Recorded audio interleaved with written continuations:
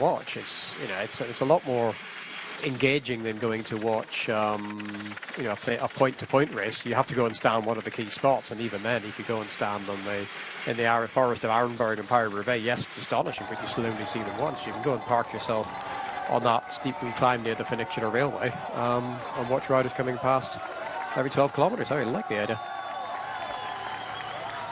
Yes. Well, it's these are still quite young races as well. This is the 13th edition of the Grand Prix Cycliste de Quebec here in Canada, and I can't help but think that, you know what I don't know, Hutch, and I'd be keen to find out, is whether the kind of the lap format is sort of something that's deliberately aimed at being the perfect build-up to a World Championship, because so often the World Championships are based on circuits just like this, in big cities.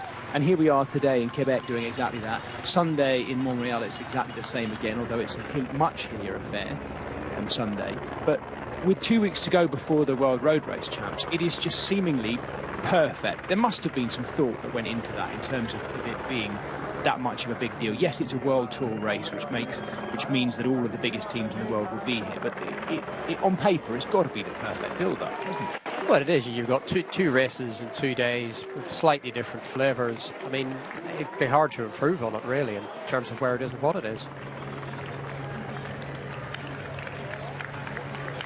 Well, this is Logan Curry, the Kiwi, on the front for Lotto Destiny, just adjusting his earpiece. And I have to say, just we watched the riders going through.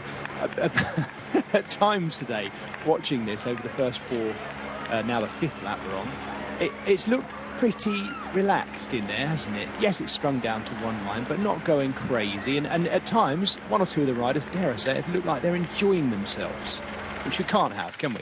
Well, it's a long old race. It's kind of 200 kilometres. We're sort of talking about it being a circuit. It's 200 kilometres, 16 laps of a circuit. It kind of underlines the length of the race in a way. You know, if you're riding it, you know in a very kind of graphic sense exactly how far you've got to go. The first 2 or 3 laps, certainly for the peloton, were very relaxed. These guys in the break were pushing reasonably hard and pulled out the gap quite fast, although it is beginning just to shade down now. They've lost 20 odd seconds in the last lap, so we'll see how that develops.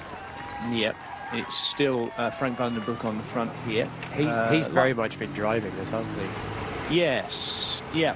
Well, looking at their team, is Roman Bardet the weirdest idea anybody ever had for this race? I mean, he was top 10 a couple of years ago. Maybe Hutch, the thinking is that now Roman Bardet and Frank van den Broek have to go together after the stage 1 of the Tour de France this year. Those two obviously click, so it's like, right, okay, this is what we're going to do. We'll go with those two. Wasn't it just, I still think that's one of my favourite stages of this Tour de France. It was just brilliant. It's always so nice to see two teammates come to the line together like that. Yeah. We so rarely get that. It was special. You know, someone right at the end of their career, and then Van den Broek here, really right at the beginning of his career, despite the fact that he's been riding so well this year. It was nice. It kind of almost had a hint of the lovely shots you get down the finishing straight of a sprinter winning the sprint and this lead out guy in kind of 25th place with his arms in the air. Sort of like that, without everybody in between. It was kind of nice to sort of see that kind of team effort. I wonder whether in next year's Tour de France Unchained, we'll get to hear some of the conversations about the decision between those two. It's got to come out. Yeah, I hadn't thought about that. Yeah, I'd like to hear that. That'd be cool. Yeah. Well, I'm just thinking it's all going to be on the radio somewhere, isn't it? And I'm not sure. I must admit, I'm not a Netflix guy, and I'm not sure which of the teams are kind of big players in it. But it would be really good if I know DSM have been, so that would be an interesting one to watch out for. Well, the other kind of Netflix star we're missing here is Tom Pidcock, because he was supposed to be here and got a concussion at the Tour of Britain last week. And he was kind of him and his relationship with the team were kind of a big feature of the current Netflix show. Yes, you mentioned the Tour of Britain. I was lucky enough last week, Hutch, to be on the ground there, talking nonsense into a microphone live, and annoying people at the roadside, which was really good. Make some noise. yeah, bang those boards. Yes, all that kind of thing. Welcome back, those of you who've just been away on a break. Michael Hutchinson and I were just talking about the fact that Tom Pidcock would have been here in the build-up to the UCI World Road Championships and had a crash. I missed it, actually, while I was covering the race live, but had a crash in the Tour of Britain and has suffered a concussion as well. So, Tom, if you're watching this, get well soon. Yeah, it's just one of those things. And he was riding particularly well. It was really interesting, though, Michael, being on the ground, talking to people about Ineos Grenadiers during, I'm not going to make it a very British thing, this, but during the Tour of Britain, hearing what people who were working on the race, fans, people at the roadside, and one or two of the riders had to say, mostly off the record, about where Ineos Grenadiers are at the moment. And I know Lance Armstrong's made some comments the last couple of days, I think over the last 24 hours, in fact, about what he thinks is going on within the team and maybe what needs to happen. I'm not necessarily asking for your explicit opinion, Hutch, but it's not an easy time for those riders, and I really got a sense of that, and I'll say this myself, my visual take on it is that there appeared to be little groupings of riders, even within their Tour of Britain team happening last week, in terms of the two Swift cousins and, well, kind of the Yorkshire boys, Pidcock included in that seem to be working very well together. And there's something not right. I don't know what it is, but there was a real feeling as well around the way they rode that they're kind of getting to the end of this season. Yeah. Not the Team Sky of old. Yeah, I mean, the team slid from being the all-conquering, all-dominating to kind of a slightly also-run feeling team in quite a brief period of time. Suddenly, it went from being the Team Sky show, the Ineos show, to being the Visma show, to being the UAE show. Clearly the accident that Egan Bernal had was a big blow, because they had built an awful lot of their GC plans around him, and suddenly that wasn't an option they had, and they didn't really seem to have a plan B at that point. Tom Pidcock has produced a lot of interest and a lot of excitement, but he's not yet the kind of rider that they need. Ooh, sorry, somebody crossing the road in front of the bunch, which is always like to see. They haven't kind of got that kind of key marquee rider for the Grand Tours yet, and that's kind of what they need. I mean, my friend Dan Bigham left Ineos earlier this year and was kind of quite spiky in leaving, and sort of saying he wanted to go and join a team that was more interested in winning, and he didn't feel that Ineos were kind of giving him the support to do the things that he wanted to do to help the team win. And it kind of gave the impression of a not completely happy ship. Yes, that's with which a ship appears on the screen. Yeah. Very good. Someone's listening.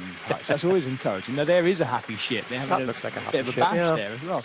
I don't think that's ever happened before. That's genius, that is. You knew that was coming. You must have known. Well, it's a North Seaway. It's full of ships. It was bound to happen eventually. I keep saying the word ship often enough. Yeah. This is the ferry across the Saint Laurent River, of course, which links Quebec City with Lévis to the south as well, going across it. I have some notes somewhere on that ferry as well. Let me just have a little dig. Where are they? No, I'll find them a bit later. They're here somewhere, though. It's, of course, a vital link, because that river is absolutely massive and extends eventually eastward all the way out into the Atlantic.